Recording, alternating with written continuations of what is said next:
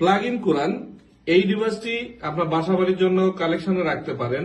এটা কিন্তু 24 ঘন্টার জন্য নন স্টপ কোরআন শরীফ তিলাওয়াত করতে পারে। কোরআন শরীফ মানে পড়াটা যেমন সওয়াবের কাজ, তেমনি তিলাওয়াত মানে শোনাটাও তেমনি সওয়াবের কাজ।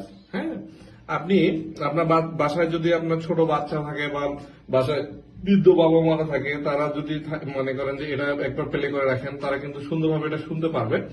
এখানে কিন্তু 4 ধরনের ফাংশন আছে।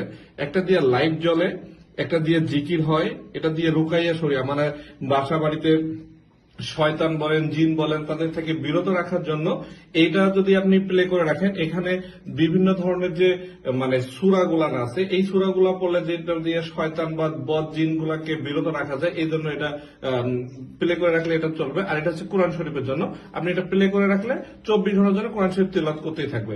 জাস্ট এভাবে প্লে করবে, দিয়ে চালু করে দিবেন, কোনো কিছু না করলে এটা শুধু কোরআন শরীফ চলতেই থাকবে।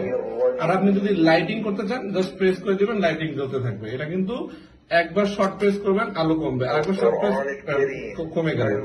যদি আপনি কোরআন শরীফ যদি সাউন্ড কমাতে চান, এভাবে শর্ট প্রেস করবেন, সাউন্ড কমবে। এই দেখেন সাউন্ড কমে গেল।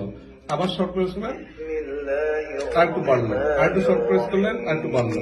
ঠিক আছে, এই দুটার ক্ষেত্রে সাউন্ড বাড়বে না, এটাই কনস্ট্যান্ট থেকে যাবে। আর এটা কিন্তু